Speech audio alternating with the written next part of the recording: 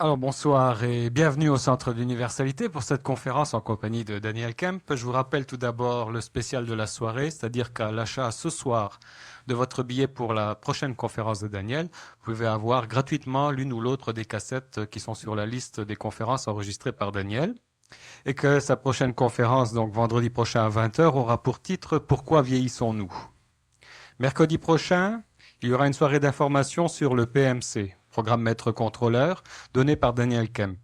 Donc, soirée d'information gratuite pour les personnes intéressées, ça débute à 19h30. Donc, les gens qui veulent y participer sont priés de réserver à l'avance auprès de Mario Gosselin. Dimanche à 13h30, là c'est un message qui s'adresse aux gens qui ont déjà suivi le programme maître contrôleur. Dimanche à 13h30, il y aura une conférence spéciale du mois. Donc, ceci est réservé aux élèves du programme maître contrôleur. Et il me reste maintenant à accueillir celui que l'on attend impatiemment, que l'on a surnommé le précurseur de l'homme nouveau, une personne qui vient ici avec des idées neuves pour nous brasser les neurones, Monsieur Daniel Kemp. Daniel, j'ai vu que le titre de la conférence ce soir, c'était donc la naissance chez vous de l'homme nouveau. Est-ce qu'il s'agit d'un accouchement? Et est-ce que cet accouchement-là va se faire dans la douleur?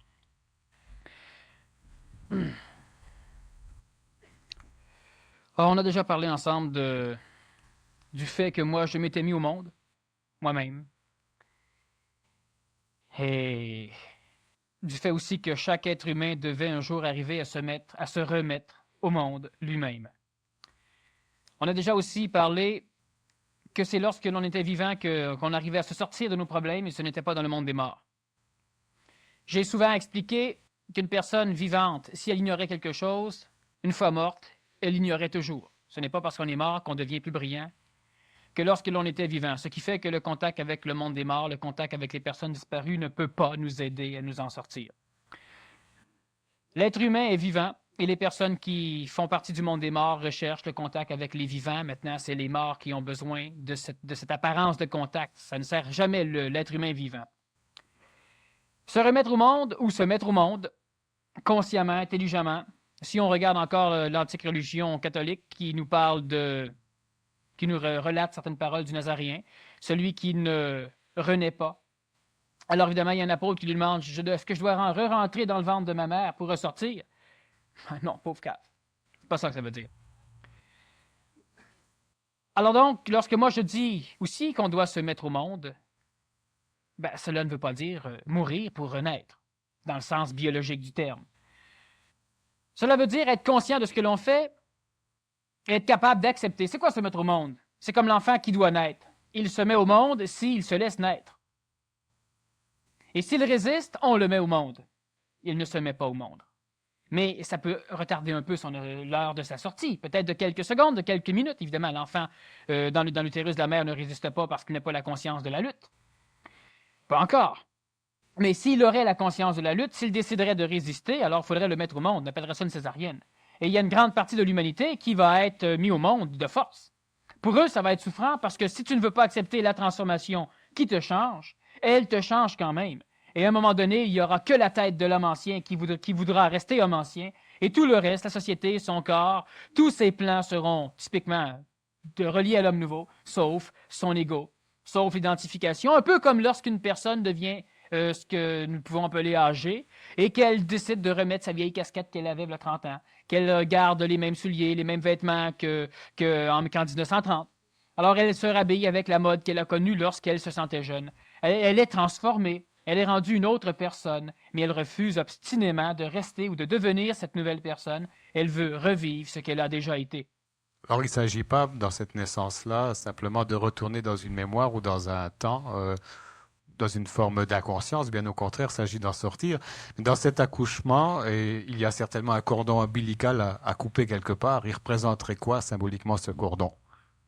Bon, le cordon ombilical, ce qui relie l'enfant à la mère et ce qui aussi permet à l'enfant d'être nourri tant qu'il reste assujetti biologiquement à la mère.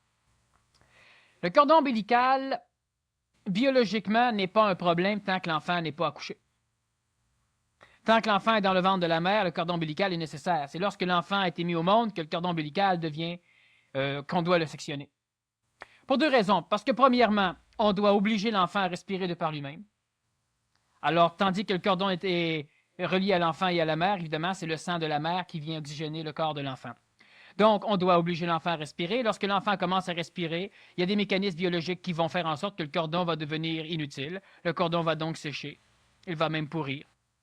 Alors, évidemment, le cordon devient un problème médical. Alors, évidemment, on le sectionne. Autre chose, comme après tout ce qui accouche, lorsque l'enfant est venu, à la suite de l'enfant, il y a ce que l'on connaît comme la suite, le placenta. Et c'est justement après ce placenta que le cordon est relié. Alors, lorsque l'enfant est venu au monde, le placenta se décolle et lui aussi va être éjecté et ça ne peut plus nourrir l'enfant. Alors, l'enfant qui vient de naître se doit de respirer. C'est pourquoi, dans l'Antiquité, on tapochait l'enfant pour le forcer à brailler. Mais on s'est rendu compte qu'il pouvait aussi respirer sans brailler, alors on bûche un peu moins. Ça veut, ça veut dire que l'homme nouveau donc n'est plus alimenté par les sources traditionnelles, donc de la tradition elle-même, du passé, de la mémoire, etc. Le cordon ombilical, c'est la société. On fait un parallèle entre l'accouchement et on fait un parallèle entre disons, la renaissance de l'homme. Maintenant, les parallèles sont toujours dangereux, ils permettent d'expliquer certaines choses, mais on ne peut pas non plus aller à l'extrême. Or, la société pourrait être le cordon ombilical, c'est-à-dire que l'être humain qui devient nouveau parce qu'il est dans un cadre particulier qui lui permet une naissance, et ce cadre, c'est la société. Maintenant, cette société, elle permet à l'humain d'avancer, elle permet à l'humain de se développer jusqu'à un point où elle va nuire à l'humain. Et c'est là que l'humain doit se déconnecter. Se déconnecter de la société ne veut pas dire quitter la société. Cela veut dire qu'au niveau de la conscience, on doit maintenant s'assumer, comme l'enfant doit s'assumer au niveau de la respiration. Lorsque nous parlons d'inspiration, je fais encore des parallèles spirituels. Ce n'est pas tout à fait cela. Je fais un parallèle, je précise. Un autre conférencier pourrait dire c'est similaire, tellement ça pourrait être proche et tellement ça paraît beau. Lorsque l'enfant vient au monde, on doit le forcer à respirer. Et lorsque l'on réfléchit, on a l'inspiration. Lorsque l'on parle d'intuition, d'inspiration, on parle aussi d'énergie supramentale, de contact avec un savoir instantané. Lorsque l'enfant vient au monde, on lui coupe le cordon ombilical pour qu'il assume lui-même sa respiration. Donc, pour qu'il assure lui-même l'inspiration, la gestion et l'expiration. Pour qu'il assure lui-même le contact avec l'air, la transmutation intérieure à lui et l'expression par la suite d'une expiration. Au niveau de la naissance de l'homme nouveau, au niveau du contact supramental, c'est-à-dire au niveau du désassujettissement de la conscience collective d'un individu pour que celui-ci devienne un homme nouveau, une femme nouvelle ou un enfant nouveau, il doit évidemment être capable d'assumer son propre contact avec son propre esprit. Cela veut dire qu'il doit se couper de la conscience collective et se coupant de celle-ci, il apprend à respirer. Il apprend à respirer non pas de l'oxygène, il apprend à inspirer, il apprend à avoir des inspirations qu'il saura assumer, donc il apprend à être dans sa propre intelligence. Évidemment, ça peut être douloureux. Ça peut être douloureux, mais ce n'est pas douloureux. Plus l'enfant dans le ventre de la mère va résister à l'accouchement, plus ça va être douloureux. Et il y a autre chose, plus la mère va résister à l'accouchement, plus ça va être douloureux pour elle. Plus la société va résister à la naissance des hommes nouveaux, plus la société va en pâtir. Lorsque nous reprenons l'exemple d'une classe à l'école, le professeur a 1 ou 2, 3, 4, 5, 6 enfants nouveaux dans sa classe. Et lorsqu'un de ses enfants décide simplement de le zioter, de le regarder, avec un air presque sans égaux. Autrement dit, lorsque vous voyez quelqu'un qui vous regarde, qui n'a pas l'air dans la lune, mais quand vous le regardez, vous n'avez pas l'impression d'arriver à le regarder. Bon, c'est ça. Vous regardez quelque chose qui n'a presque pas d'égaux, il n'y a pas de miroir. Alors, vous ne pouvez pas vous voir. Vous regardez ses yeux et on dirait que vous voyez rien, ou le néant. Puis lui continue à vous fixer. Normalement, chez l'homme ancien, ça crée la peur. Et le professeur ancien va résister à ça. Il va interdire l'enfant. Il ne voudra pas que l'enfant le regarde. Il va avoir peur. Et évidemment, l'enfant va agir d'une façon très manipulatrice. L'enfant peut être drôlement manipulateur parce que c'est un enfant nouveau. Il n'a pas encore appris à s'ajuster. Et le professeur va en souffrir. Il devra l'expulser de la classe. Il devra crier après. Il devra faire des choses qui ne toucheront pas l'enfant comme normalement ça devrait toucher l'enfant. Ce qui fait qu'encore une fois, le professeur a des problèmes. C'est la même chose pour les parents face aux enfants nouveaux. La société, lorsqu'elle refuse la naissance d'un enfant nouveau, elle va en pâtir. L'homme nouveau est un être qui fonctionne par intelligence, sauf que l'homme nouveau part de l'homme ancien, et dans le cœur de l'homme ancien naît ce que l'homme ancien a toujours cherché, l'homme nouveau. Mais pour que cet homme nouveau soit totalement exprimé, il passe par la phase de naissance, d'enfance, d'adolescence. C'est la période de l'homme transitif. Évidemment, je parle toujours de l'homme, de la femme et de l'enfant. Bon. C'est la période de l'homme transitif. Et cette période transitive permet à l'humain de voir mieux et de ne pas voir assez, ce qui peut rendre certains hommes transitifs extrêmement violents. Par exemple, vous allez avoir un homme qui, dans une église, à un moment donné, découvre qu'il n'a pas sa place dans l'église. En plein milieu de la messe, il se lève et quelqu'un lui dit « Mais non, reste assis ici. » Il est capable de crier dans l'église. « Lâche-moi, je sors. » Ça dérange tout le monde. Bon. T'avais qu'à pas me retenir. Il a décidé qu'il sortait. Il est dans une vibration qu'il ne peut pas contrôler, mais il ne peut pas rester. Alors il sort. Et là, on va sortir après lui. On va dire « Mais c'est stupide, t'aurais pu ça. » Il y a quelque chose chez lui là, qui le fait bouillonner, une espèce de colère mentale qu'il ne peut pas comprendre. C'est l'homme transitif et là, laissez-le en paix. Parce que vous pouvez manger des coups. Il peut se passer bien les choses. Regarde, après certains séminaires, on a des personnes, justement, séminaires que moi je donne ou que d'autres donnent, que d'autres, pas beaucoup d'autres, des séminaires où énergétiquement ça augmente. La personne qui finit le séminaire est dans un niveau énergétique tellement plus haut qu'elle peut être dans cette phase transitive, où elle peut envisager des solutions ou des actes. Et d'ailleurs, moi, dans mes séminaires, je dis bien aux personnes de ne pas prendre de décision avant un mois. Parce que s'ils prennent une décision après le séminaire, un mois après, ils ne sauront plus pourquoi ils l'ont pris. Parce que leur niveau de conscience aura lentement tend à revenir à ce qu'il est propre à eux, quoiqu'il est un petit peu plus haut, mais ce n'est pas la même chose que lorsqu'ils sortent d'un séminaire. Alors, il y a quelque chose, à un moment donné, qui te fait faire des choses apparemment inintelligentes, mais intelligentes, dans lesquelles tu te sens bien si tu les fais, mais tu ne peux pas en comprendre l'intelligence. Alors, évidemment, l'homme nouveau ne rentrera pas dans une banque faire un vol de banque. Il ne sera pas manipulé à faire quelque chose comme ça. Il va être en train de déposer son chèque, par exemple, puis là, prenons la cité sociale, dépose son chèque, et en même temps qu'il le dépose, il y a une vibration qui lui dit « Je suis tanné d'être... Je suis tanné, j'ai rien. » Tu sais, des petits chèques de 100, 150 $.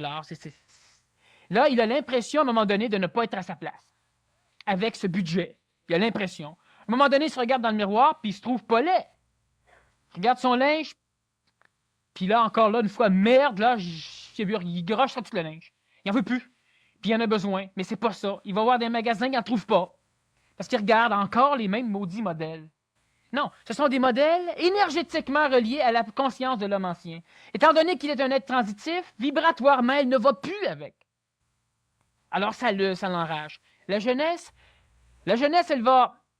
Étant donné que la jeunesse, prenons l'exemple de l'adolescence, n'étant pas capable dans notre société d'instaurer du neuf, alors elle instaure du neuf, du vieux à neuvier. Tu sais, du vieux qu'on essaie de... On prend une vieille coupe de cheveux comme on avait il y a 300 ans, sauf qu'on la colore avec des produits chimiques nouveaux. Bon, alors la jeunesse, on la voit habillée avec des coupes de cheveux bizarres, avec du linge tout déchiré, mais du linge propre.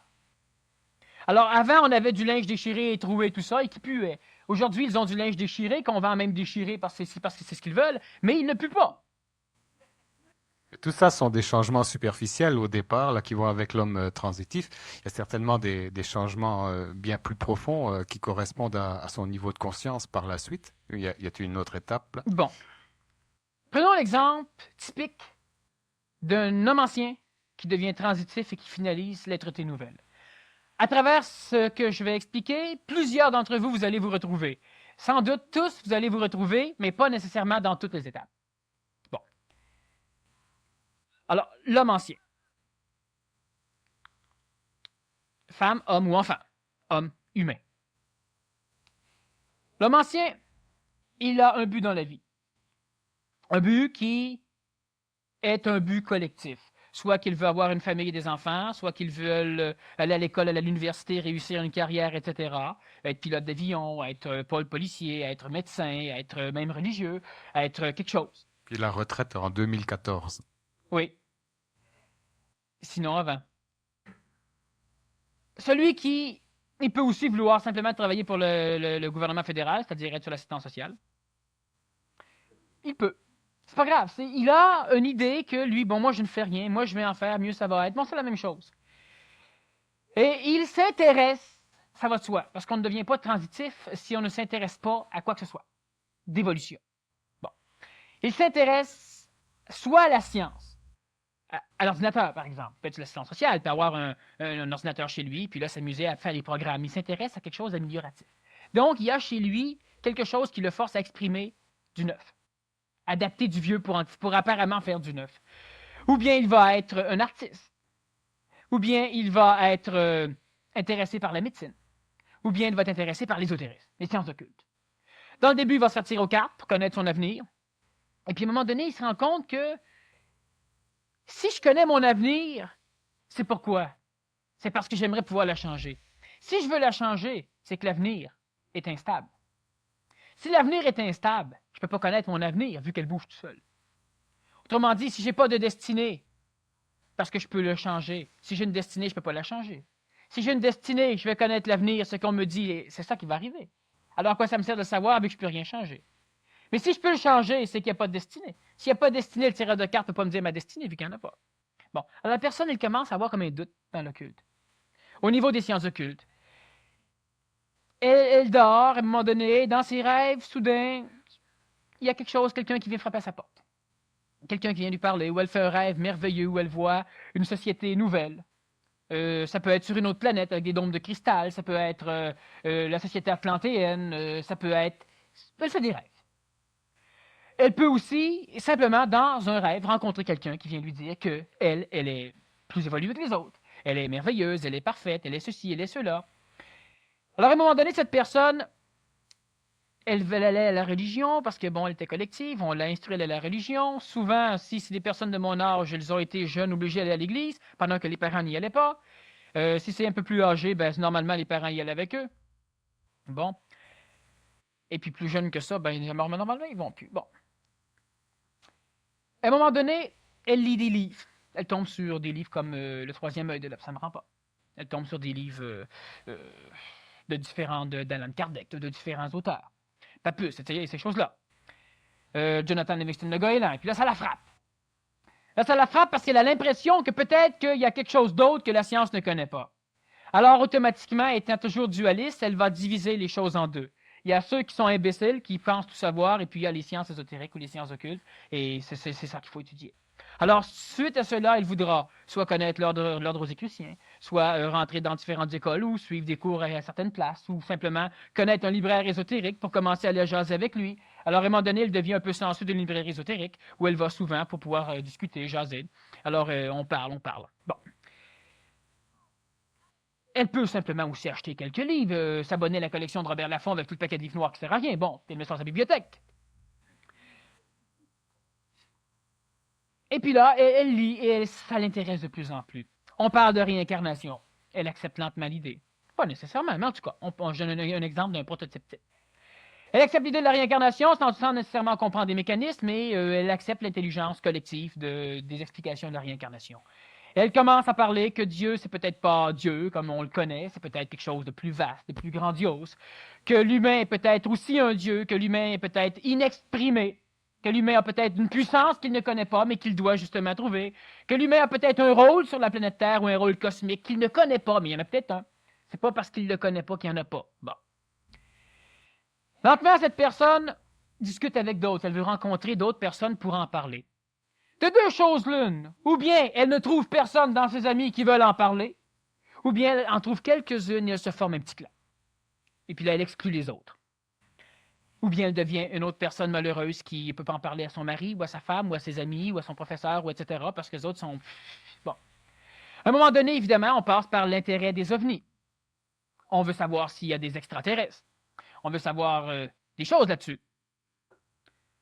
Et puis, au fur et à mesure que ça va aller, on a soudain l'impression qu'on comprend. Là, on est rendu dans la période de l'homme transitif. On comprend, mais on comprend quoi? Ça, on ne le sait pas. Mais on a l'impression soudain, et ça, cette impression-là va revenir souvent, qu'on vient de faire éclater la bulle de l'ignorance et que maintenant, on sait tout.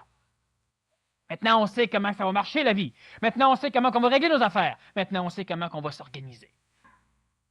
Et puis, 6 mois après, on se rend compte que la vie veut, on dirait que la vie ne veut pas qu'on s'en sorte. Parce que ça marche pas mieux. Sauf que tes chums te gueulent plus après, ta femme, ton mari ou tes enfants, ou tes chums, tes jeunes amis, si toi tu es jeune, ça marche plus. tu changes les romans que tu lisais, tu as changé des choses, mais on dirait que maintenant que tu sais apparemment plus, ça commence à aller apparemment plus mal. Bon, ça c'est normalement ce qui s'arrive à l'homme transitif. Alors tu élabores des concepts de ce que ce devrait être, toi. Non-violence, pacifique, je ne veux plus chialer, pourquoi je suis toujours en train d'être manipulé par tout ce qui arrive à l'extérieur, j'aimerais ça pouvoir simplement accepter les choses telles qu'elles sont. S'il pleut, ben qu'il pleuve, si j'ai une crevaison, que j'ai une crevaison. Et puis on dirait soudainement que plus je veux être pacifique, plus je deviens rapidement colérique. Plus je deviens susceptible. Alors là, l'évolution commence à me peser lourd. Mais quand on commence, on ne peut plus revenir. La personne qui veut prendre un break, elle dort. Pendant 3 ans, 4 ans, 5 ans, et au beau milieu de la nuit, à un moment donné, ça va recommencer. Elle devra recommencer son évolution. Ou poursuivre. Alors on dirait que tout va bien, et en même temps, on dirait que la digestion commence à se faire mal. Je comprends ça. Après la sensation libératrice que là, ça y est, tout est clair. Puis on dirait que le tout est clair se ternit lentement, s'ombragit lentement, puis il se passe quelque chose. Qui fait qu'à un moment donné, pourtant, tout était clair il y a 2 semaines, tu sais, puis là, je ne comprends plus rien. Là, je suis perdu. Capote. C'est normal chez l'homme transitif, parce que l'homme transitif ignore une chose. C'est qu'il y a un mécanisme à l'échelle de la planète qui porte le nom de ciel, dans lequel va être mémorisé tous les égrégores religieux, tous les égrégores nationaux, tous les égrégores sociaux, tous les égrégores moraux. Et ce ciel porte le nom ésotérique d'astral planétaire. Et l'astral est la force d'involution planétaire, même si elle a tellement peu d'intelligence que chaque fois qu'elle travaille contre elle, donc permettant l'évolution de l'humain, elle fait tout pour le retenir. Alors l'humain qui, à un moment donné, a passé sa vie assujetti au mystère ou aux forces astrales, lorsque l'humain décide ou lorsque l'humain devient transitif, il essaie de générer chez lui une énergie nouvelle, l'énergie mentale, et ce qu'il ne sait pas, c'est que les plans astraux vont tout faire pour que ça ne marche pas. Ils vont tout faire pour récupérer cet humain-là. Et ça, l'humain ne le sait pas. Et c'est contre ça que l'humain va devoir lutter à son insu ou à son su, mais il devra évidemment l'affronter. La première force astrale que l'humain devra affronter, c'est la correspondance planétaire chez lui. Ce qui, chez lui, le met en relation émotive, en relation attractive, en relation manipulatrice avec l'extérieur. La personne, elle est calme, elle est assise, elle a décidé de suivre des cours de méditation, elle est en méditation. Soudainement, le vent pousse lentement à la porte. Et la porte accélère, et clac, et pouf! Et puis là, la méditation, t'es pire que si tu n'aurais pas médité. Alors là, évidemment, là, c'est la maudite porte. C'est ça. Il y a quelque chose chez toi qui maintenant te met en affinité, avec plus en affinité qu'avant, avec tout ce qui arrive. Tu deviens sensible. Quand ce n'est pas hypersensible. Étant sensible ou hypersensible, la personne devient hyper manipulable. Alors évidemment, elle a des maudits problèmes. À un moment donné, elle a l'impression que tout lui arrive. 2 choses. Elle voit plus ce qui lui arrive, ce qui augmente évidemment le quota de ce qui lui arrive dans sa conscience. Et effectivement, il lui arrive plus de merde. Celui qui évolue vers l'homme nouveau, l'être transitif, à un moment donné, apprend à souffrir. Il apprend à souffrir comme il n'a jamais souffert parce qu'il doit devenir un être qui sera écœuré d'être écœuré de souffrir. Cela va l'obliger à développer un phénomène mental suffisamment puissant pour pouvoir légiférer, pour pouvoir devenir prescient, pour pouvoir comprendre. Mais ça, l'être transitif ne le sait pas. Alors, il commence à dormir de moins en moins bien. Il commence à dormir en rêvant des rêves débiles ou des rêves hautement spirituels, ou plus rêver du tout. Celui qui ne rêvait pas commence à rêver, c'est-à-dire à s'en rappeler. Celui qui s'en rappelait, s'en rappelle plus. Il y a des choses qui chambardent. La personne se réveille à 5 heures, se réveille à 6 heures, elle a de la misère à dormir, elle pense toujours, ou on vient penser dans sa tête. Elle se couche, là. Pourquoi je suis ici? Pas le temps de poser une question de même à 11 heures quand on veut dormir. Alors, à 1 heure, 2 heures du matin, elle dort toujours pas, puis ça marche plus. Elle commence à avoir des problèmes digestifs. En même temps, elle décide de foncer dans la vie, ce qui lui amène un stress psychologique qui va lui amener des problèmes stomacales, problèmes coronariens, cardiaques, des problèmes de gestion physique. Elle décide à un moment donné d'être végétarienne, après avoir lutté contre sa famille. Elle devra lutter contre les végétaux. Elle devra trouver des recettes qui vont lui plaire au goût. Elle devra trouver une nourriture macrobiotique, sinon elle n'aura pas suffisamment de protéines. Elle devra s'instruire, ça devient compliqué. Et puis, il y a toujours la maudite question, qu'est-ce que je fais ici? C'est beau d'être végétarien, mais je ne suis pas venu ici pour bouffer des plantes. Alors la personne commence à vivre un petit peu la souffrance mentale. La souffrance mentale, c'est la compréhension mentale de l'illogisme de ce qui nous arrive. La souffrance mentale, c'est la compréhension mentale de l'imbécilité de notre vie. Quand ça fait 10 ans que tu vois l'intelligence d'être libéré matériellement puis que tu es toujours pogné dans la matière, le mental vibre en lutte contre l'ego et ça devient ce qu'on appelle une souffrance mentale. Lorsqu'une personne veut se conscientiser, veut devenir de plus en plus ajustée à l'écologie planétaire et qu'elle a, à un moment donné, une douleur à la poitrine, bien, elle trouve ça con. C'est la souffrance mentale. Je ne parle pas de l'être ancien qui trouve ça con parce que ça lui fait mal.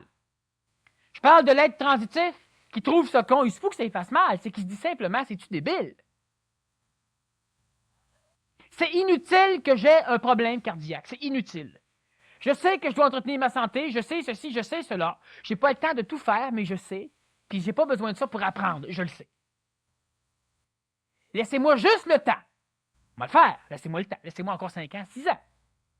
Et à un moment donné, digère mal. Transpire à rien. Dors plus. Perd le feeling de travailler.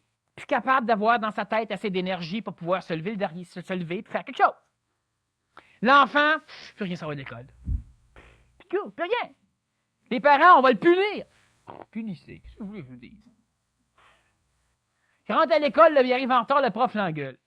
Puis après, bon là, le prof ne sait plus quoi dire parce que ça, c'est typique de l'enfant transitif. Tu vas couler, tu vas ci, tu vas ça. Puis après, c'est toutes tes affaires. Bon. Prof, qu'est-ce que vous voulez qu'un prof dise? Rien, parce qu'il n'est pas ajusté. L'enfant s'écrase, l'enfant, bon, mais c'est le même phénomène. Et ça, ça fait partie de la transition vers l'homme nouveau. Est-ce que tous vont vivre ça? Pas nécessairement. Je donne un gros prototype de la naissance de l'homme nouveau chez vous.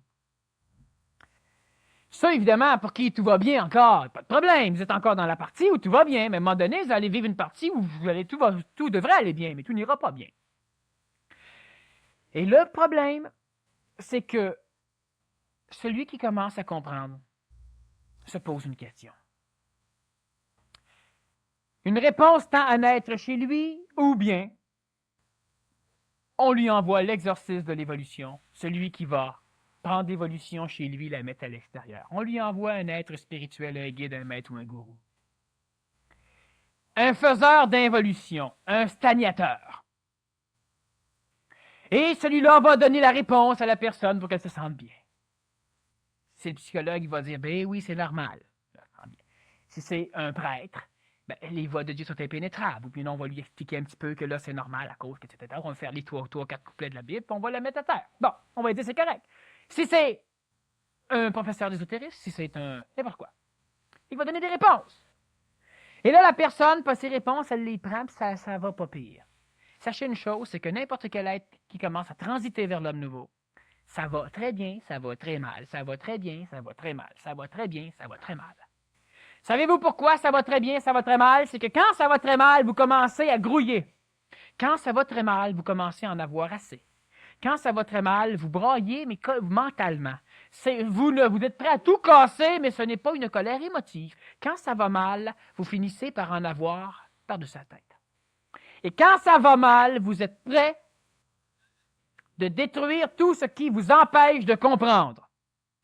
Alors, ce qui vous empêche de comprendre, vous donne un break, vous donne des petits gâteaux, puis là, ça recommence à bien aller. Fait que là, vous repensez que, ah bon, là, maintenant, vous comprenez. Ouais, jusqu'à temps qu'on vous redescende encore dans le trou. Parce que quand vous allez bien, vous êtes capable d'apprendre. On ne veut pas que vous appreniez. Qui? La conscience collective, l'astral planétaire. Écoutez, ceux qui, pour l'instant, mais appelons l'astral pour l'instant, c'est mieux. C'est moins astralisé. Bon. Alors, à un moment donné, tout ressemble à aller bien. Là, j'avais une fille, là, j'ai coupé avec, j'ai sacré la fille-là, etc. Oh ouais, non, t'as pas sacré la fille-là, parce que quand t'étais en train de paniquer, même chose pour la femme, elle a sacré le gars-là, non.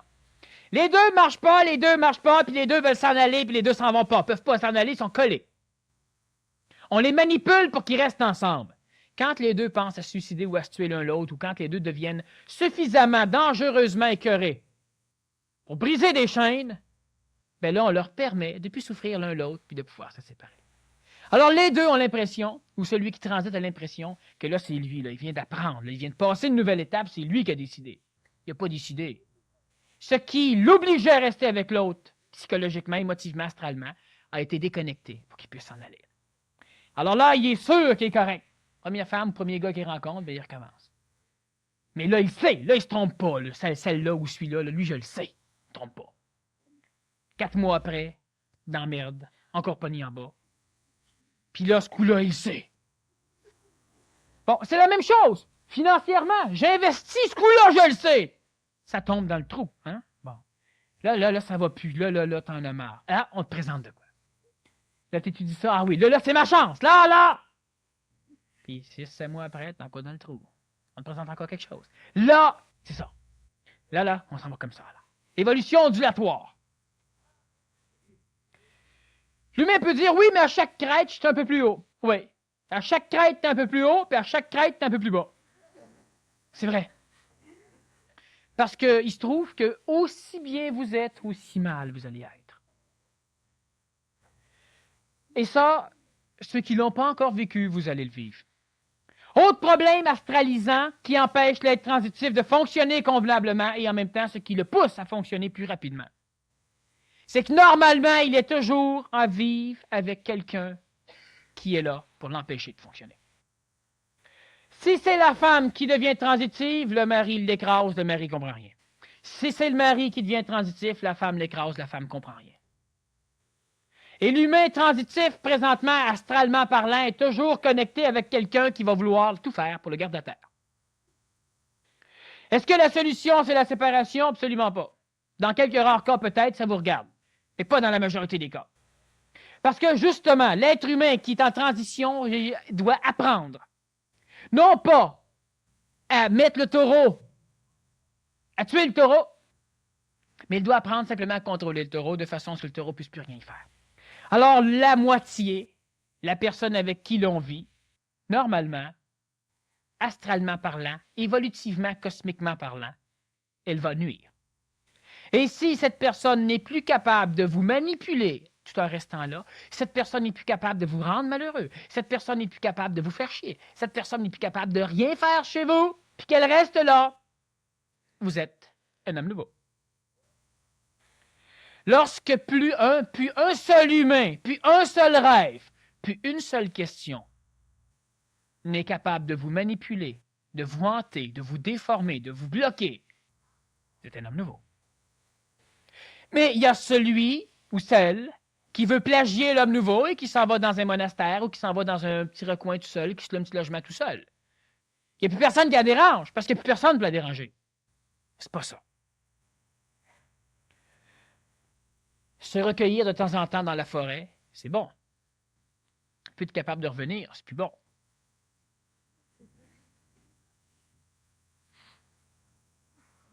À un moment donné, l'homme transitif, donc ce qui naît chez vous, fait en sorte, à un moment donné, vous allez comprendre. Et après, vous ne comprenez plus. Et après, vous comprenez. Et après, vous ne comprenez plus. Et il y a des dangers, il y a des pièges. Il y a des personnes, tout à l'heure, je parlais avec un de mes amis, qui me disait que elle avait un lot de cassettes de conférences qu'elle a prêté à quelqu'un. Mais la personne qui écoutait les cassettes, elle en voulait de plus en plus des cassettes. Elle n'allait pas voir les conférences, elle voulait des cassettes. Ça ne coûtait rien. Mais il y a une chose que l'être transitif ne sait pas encore, mais à un moment donné qu'il va découvrir, c'est que l'échange d'énergie est radicalement important. Vous recevez sans donner, vous allez avoir une congestion. Vous donnez sans recevoir, vous allez avoir une pénurie. Quelle que soit la chose. Alors, la personne, elle écoutait des cassettes, et à un moment donné, elle ne comprenait plus. Pour comprendre plus, elle écoutait une autre cassette, elle comprenait encore moins. Elle écoutait une autre cassette, indigestion. Elle écoutait une autre cassette, ça n'allait plus. Elle en écoutait parce qu'astralement parlant, on lui disait qu'elle va finir, il doit avoir une réponse dans le lot, là. Non, il y a des réponses dans le lot, mais jamais d'être capable de la comprendre. Et ça, c'est une manipulation pour vous empêcher de comprendre.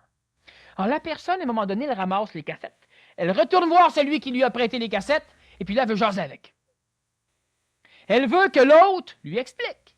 Mais les cassettes ne viennent pas de celui qui lui a prêté, ce n'est pas la source, c'est celui qui a parlé qui est la source. Et la personne qui a écouté les cassettes d'un autre ne va jamais voir la source, elle va voir l'autre. Alors, elle arrive avec les vocabulaires qu'elle a appris sur les cassettes, puis elle essaie d'expliquer à l'autre ce qu'elle a compris, l'autre essaie d'y expliquer ce que lui comprend, puis les deux s'engueulent. Et c'est fréquemment comme ça. Fréquent.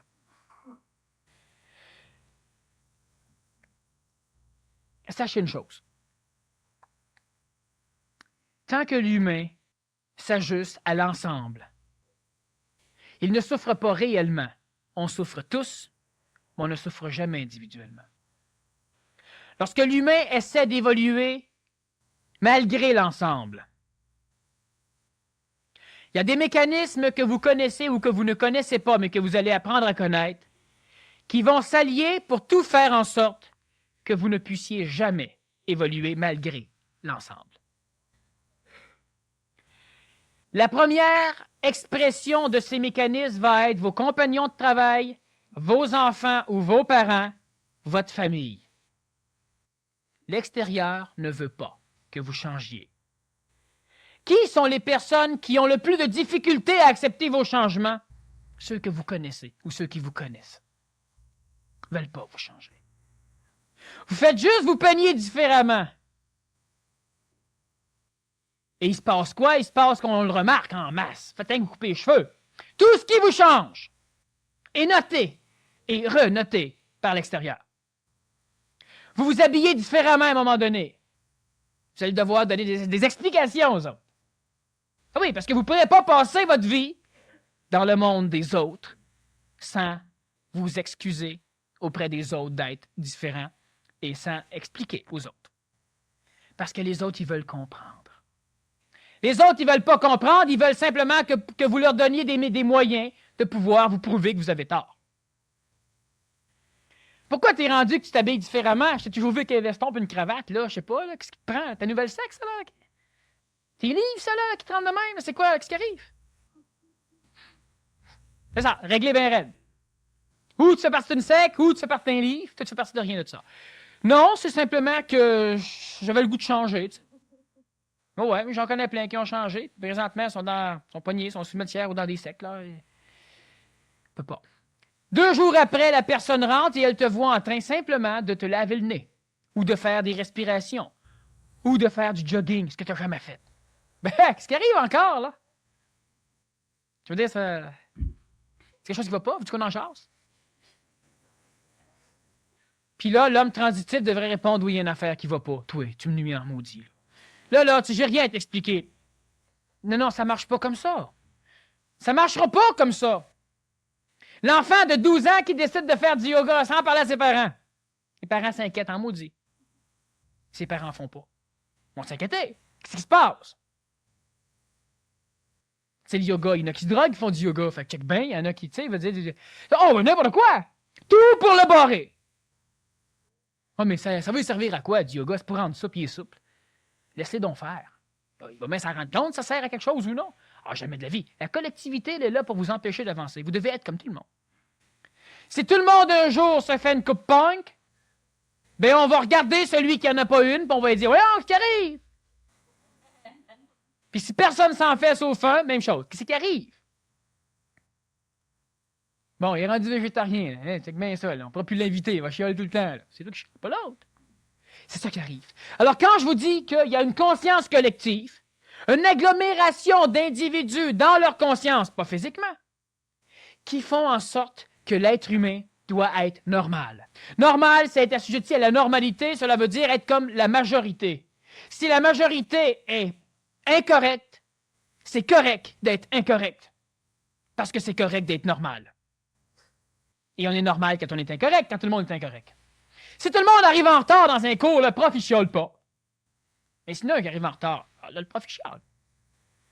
Quand on tue quelqu'un sur la rue, c'est un meurtre. Quand on le tue, on appelle ça une guerre parce qu'on est 2 millions à tuer, c'est plus un meurtre. Collectivement, ça marche. Individuellement, ça ne marche pas. Alors, vous devez comprendre qu'effectivement, l'extérieur va tendre à vous empêcher de changer. Vous vous débarrassez de vos disques, de votre Walkman, de vos 15 Walkman. Vous décidez de ne plus vous promener dehors avec ça, ces oreilles. Ça fait 15 ans que vous avez eu ça, ces oreilles. Pendant 15 ans, vous vous êtes coupé de l'univers. Vous n'avez plus voulu entendre les oiseaux, le vent, rien. Vous voulez être connecté sur votre musique. Vous vous coupiez un sens. Des lunettes fumées en plus, couper un autre sens. De la gomme pour couper l'autre sens. Puis là, on s'en va, là. Ça ressemble à ce qu'on connaît un peu aujourd'hui, là. Bon. Couper de l'univers pour ne plus avoir à être stimulé par l'extérieur. Mais ce que l'être transitif, c'est pas, c'est que s'il est plus stimulé par les autres, il est stimulé par l'intérieur, parce que son intérieur est relié à la conscience de l'extérieur. Cela veut dire que dans sa tête va germer des questions qui viennent de l'extérieur, que dans sa tête va germer des goûts qui viennent de l'extérieur, que dans ses rêves, que dans son sommeil, et même dans son sommeil éveillé, dans sa tête, il va encore se faire manipuler. Pourquoi les jeunes, pourquoi la majorité, à un moment donné, des êtres transitifs finissent par apparaître débiles? Parce qu'ils veulent juste se déconnecter. Mais se déconnecter de quoi? Mais de la société. Qui c'est qui trouve débile? La société. Évidemment. La collectivité trouve toujours débile celui qui veut s'en sortir. Toujours. On regarde une personne qui a juste un bras et on lui dit « Pauvre mec, t'es handicapé. » C'est normal. Lui, il n'a pas le droit de dire « Toi, tu en as deux, toi, t'es handicapé. » Pas le droit, lui. Il n'est pas assez nombreux pour le dire. Non, c'est un fait. Quand on a une personne noire à travers un paquet de blancs, on se dit, ben oui, mais on n'est pas raciste, il devrait se sentir bien. Avez-vous déjà essayé, vous, d'être un blanc parmi un paquet de noirs? Tous les noirs vous disent, sens-toi pas raciste, sens-toi bien. Non. Si la personne passe, puis personne ne la remarque, vous rentrez quelque part, personne ne vous remarque. Vous êtes libre des autres. Mais si vous êtes un homme ancien, ça va vous frustrer. Personne ne m'a remarqué. Mais non, vous vouliez être collectif avec les autres. Il y a des personnes, à un moment donné, qui venaient au centre et qui avaient fait cette remarque-là. C'est drôle, mais on dirait que le monde du PMC sont snob. Il y en a un qui était assis là, l'air bête, l'autre dans son coin là-bas. Il y en a deux qui jasent là. Ils ne viennent pas nous voir, puis ils viennent pas. C'est pas une secte. Ce n'est pas une religion. Alors, évidemment, ils ne sont pas là pour ramasser du monde. Ils ne sont pas snobs. Allez les voir pour jaser. Vous allez voir, ils ne sont pas snobs. Allez pas être têtés. Vous allez voir qu'ils sont snobs en maudit. Mais allez jaser avec eux autres, ils ne sont pas snobs. Mais l'être humain qui normalement vient ici, ça s'attend à ce que tous ceux qui sont habitués viennent les aider à pénétrer. Ben voyons donc, tu pénètres, tu mets un pied en avant de l'autre, tu vas. Puis si tu veux de l'information, tu vas rencontrer du monde. Ouais, mais s'il ne travaille pas ici, lui, ben, il va te le dire. Si tu ne le dis pas, il est ben niaiseux, c'est tout. C'est même n'importe où. On va être collectif. L'être transitif souffre en majorité du collectivisme des autres. On essaie de le récupérer.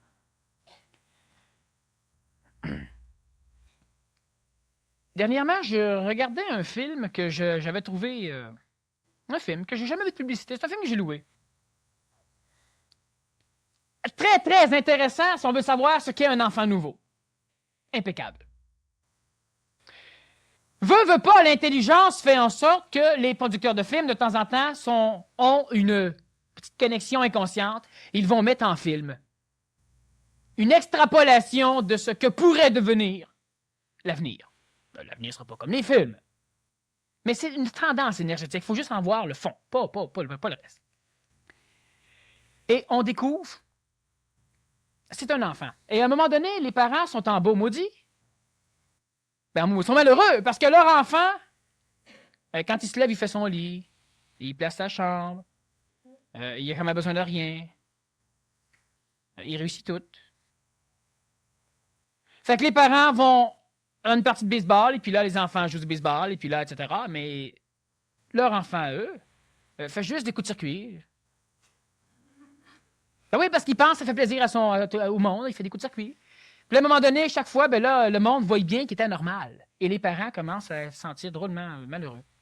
Et là, il y a un petit chum qui va le voir, puis il dit, tu sais, c'est que les parents, eux autres, là, ils ont besoin qu'on les fâche. Ils ont besoin de temps en temps qu'on fasse des mauvais coups, qu'on déconne. Parce que sinon, ils peuvent pas être heureux si on n'est pas niaiseux de temps en temps. Voyons donc, mais ça n'a pas d'allure. Ils sont toujours en train de dire qu'on doit faire ça, parce que je fais tout ça, ben ils sont malheureux. Mais oui, Christy, elle se lève le matin, ta chambre est toujours faite. Alors, il y a un problème, c'est que t'es pas normal. Bon, puis vu que t'es pas normal, les parents se sentent bien mal pris parce que tous les voisins savent qu'ils autres ont un enfant anormal.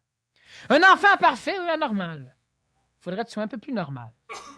Alors, c'est pas long qu'il s'en va, puis là, il fait exprès pour manquer toutes les balles. Et puis là, son père vient le voir, puis qu'est-ce qui se passe?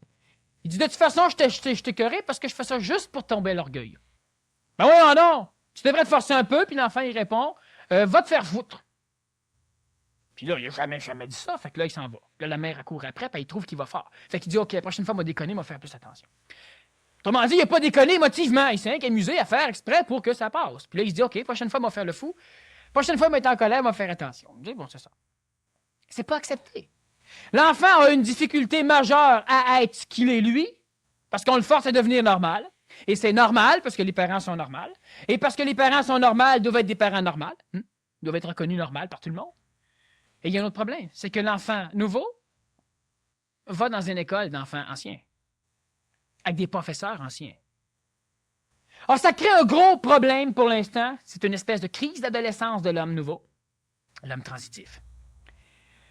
Au fur et à mesure que l'humain va évoluer vers la transition, donc il découvre les manipulations extérieures, la récupération de l'extérieur vers lui.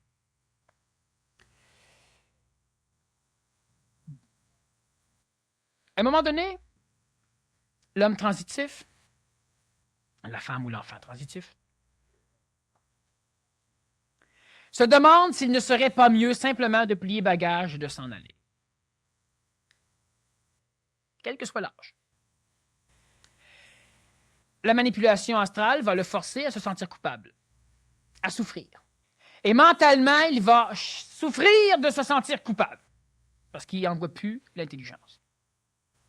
Au fur et à mesure que cela va aller, l'astral va lutter avec lui pour le récupérer. Alors, lorsque celui-ci arrive à être en santé, arrive à fonctionner, disons que c'est un homme, sa femme va avoir un accident. Paf!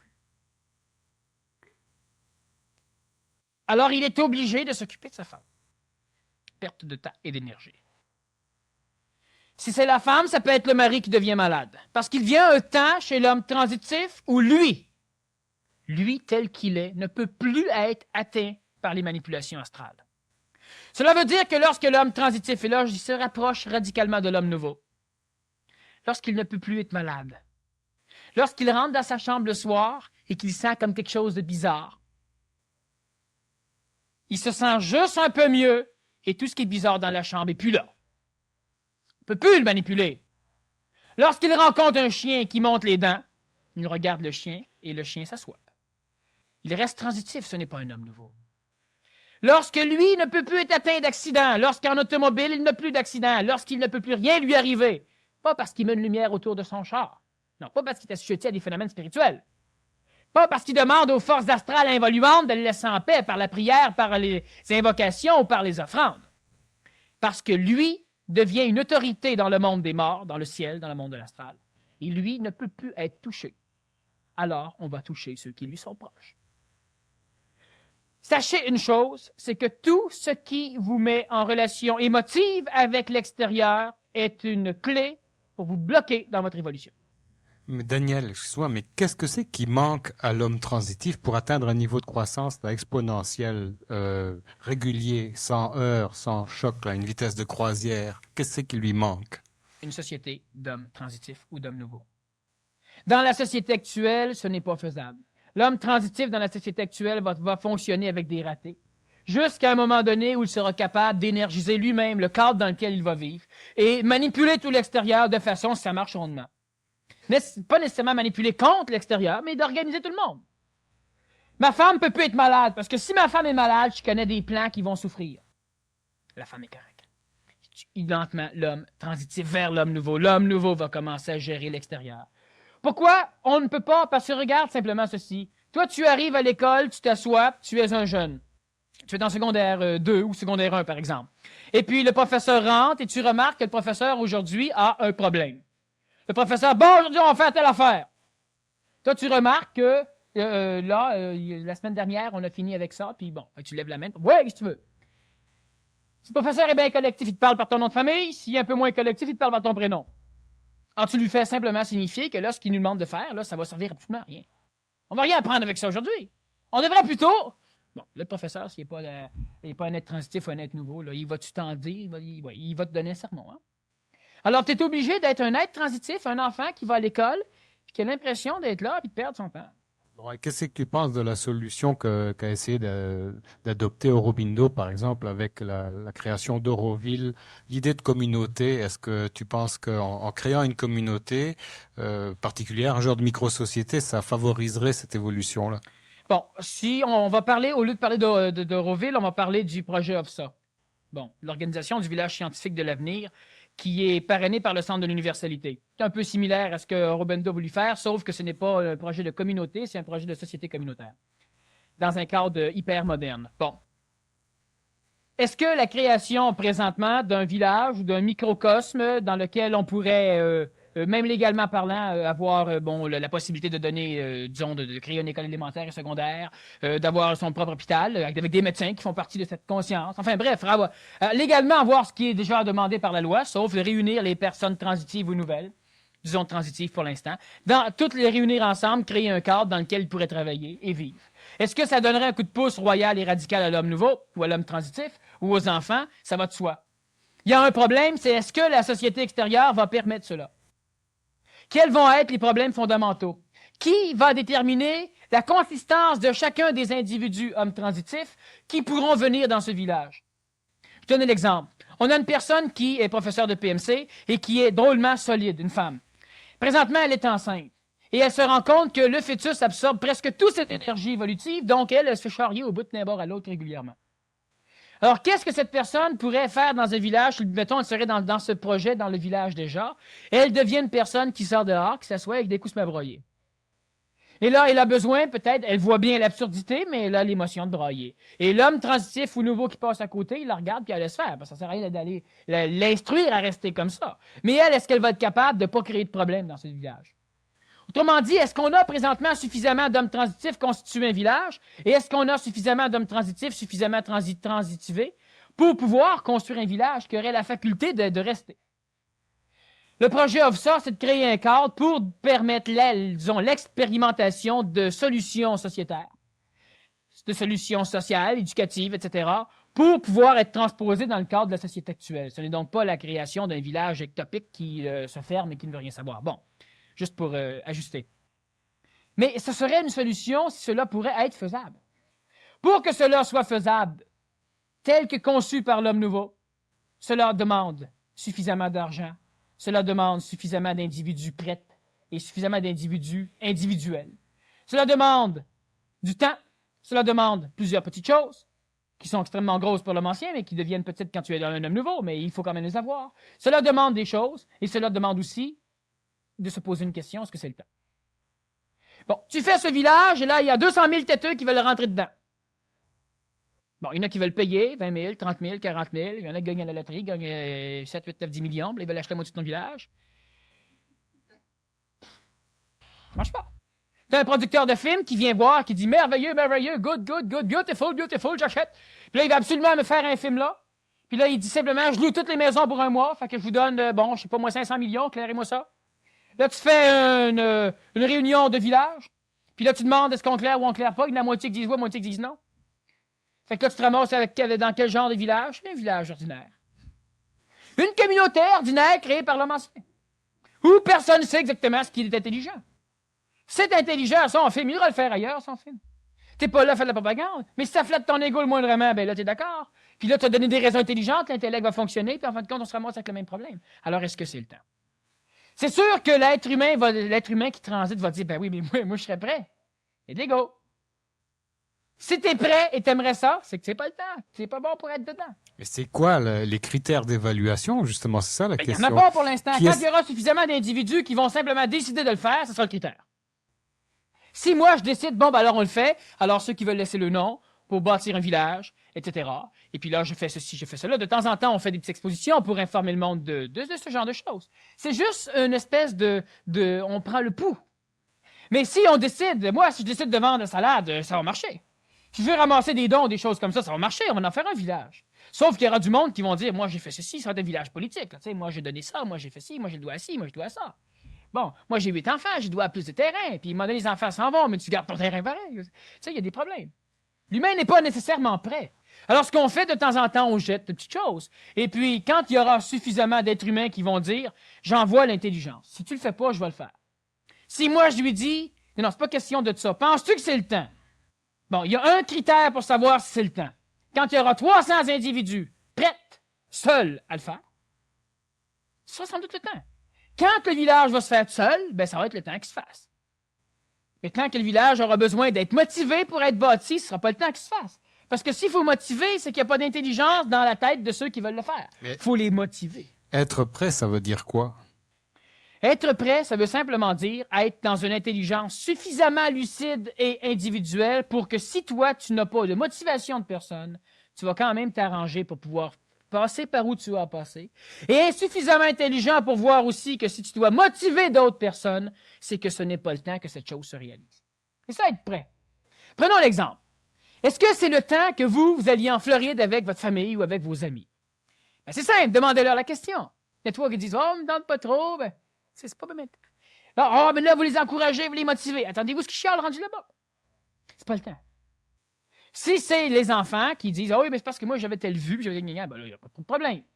Mais si c'est le goût qui n'y est pas, s'ils n'ont pas l'idée de le faire, ben c'est que c'est pas le temps. Et normalement, on s'organise pour faire des compromis quand on est en famille. Et puis évidemment, c'est pas tout à fait parfait. C'est sûr qu'il faut faire des choses. Je fais un parallèle. Mais est-ce qu'on ne pourrait pas regrouper plutôt les gens autour d'une idée? Ça prendrait pas un objectif commun, peut-être, pour une direction? On ne peut pas. Si on met un objectif et on attend que l'être humain vienne tourner autour, c'est que l'objectif est l'attraction des humains. Ce sont des humains, des mouches à marde, des humains anciens que tu vas ramasser. Si tu dis simplement, il y a une solution intelligente qui devrait être appliquée et qui demande évidemment aux humains de pouvoir embarquer. Toi, tu viens me voir, ça m'intéresse. Tu m'as dit, parfait, on en reparle dans 6 mois, OK? Bon, si dans 6 mois, tu n'es pas là, ça ne t'intéressait pas. Si je te dis, c'est bien parfait, et puis là, on commence, je donne tel travail, si le moindrement qu'on a besoin de motiver l'humain, ça ne peut pas fonctionner parce qu'il n'y a pas l'intelligence de la chose. Il n'y a pas l'intelligence. Alors, ça ne sert à rien de vouloir faire quelque chose, de mettre une idée. L'idée, elle est déjà là, puis elle est suffisamment là. La création d'une structure permettant l'expérimentation de nouvelles formes d'éducation médicale, d'évolution, bon. Tout au complet, tu as fait. Suffisamment connu. À un moment donné, m'a écrit un livre là-dessus parce que d'ici quelques années, ça va être te faire connu. Mais le livre ne sera pas écrit projet OFSA, organisation du village scientifique de l'avenir, etc. Ça va être un livre qui va simplement être une espèce de manifeste sur comment devraient être certaines solutions qu'on pourrait appliquer à des sociétés comme on connaît. Puis si à un moment donné, dans la population, ça crée une idée comme celle-ci, si cette solution-là est appliquée dans un espace, bon, ben, s'il y a suffisamment d'individus qui décident de pouvoir l'appliquer, il y a des chances, c'est pas le temps. Mais moi, je ne suis pas gourou, je ne suis pas bichou, je n'irai pas voir du monde pour leur dire, faut le faire, c'est bon, c'est ça, c'est ça, parce que tous les fois, il va falloir que j'ai motivé. Tous les matins, quand ils vont se lever, ils vont se demander qu'est-ce qu'ils font là. Je vais le dire, ce qu'ils font là. Puis ils ne sauront pas ce qu'ils font là. À un moment donné, tu vas dans un hôpital, tu vas accoucher, ton enfant, il meurt en la naissance. C'est la faute que si t'aurais été un vrai hôpital, t'aurais été. Il y en a plein qui meurent d'un vrai hôpital. Et là, ça va te tuer. Parce que si t'as pas l'intelligence dans ta tête, pour pouvoir venir énergiser l'émotion dans ton cœur, ben, votre gros problème, on vient de te dire, c'est tout à l'heure. Le monde dans une église, ils ont besoin de la messe le dimanche, sinon ils finissent par oublier Dieu. Dans les partis politiques, il faut faire des réunions, sinon à un moment donné, les partisans savent. Et c'est toujours la même chose. Parce qu'ils n'ont pas l'idée. La séparation du Québec, si le Québécois l'aurait voulu, il serait séparé. Mais non, on a mis une solution qui apparaît d'un certain point de vue intelligent. Et on a essayé de la donner aux humains. Et puis les humains, ont essayé de le prendre, mais si on n'était pas tout le temps après eux autres, ils finissaient par l'oublier. On était tout le temps après eux autres, mais quand c'est venu le temps du référendum, là on a mis un beau petit garçon de 6-7 ans, on a fait chanter une belle chanson, et puis là on vantait le Canada. C'est pas pour le nom, c'est légal. On vantait le Canada. J'ai un beau pays. Et puis là, les Québécois qui votaient oui pour la séparation, on va dire non. Quoi? Pourquoi tu fais? T'as-tu le temps de se séparer? Ben regarde, pas. T'as pas le temps au niveau collectif. C'est facile de savoir quand c'est le temps. Quand ça se fait, c'est le temps. Quand c'est le temps, t'as une virus. Quand c'est pas le temps. Alors, en attendant la micro-société laboratoire, on peut toujours se pratiquer dans la famille. C'est aussi une micro-société, une forme de laboratoire. Pour les Dans la famille, ajustements. oui. Sauf que normalement, dans la famille, il y a toujours des éléments qui vont être à l'encontre de ça. Mais si on peut revenir un peu là-dessus, parce que c'est. Les heures sont courtes. Ok, on te remercie beaucoup.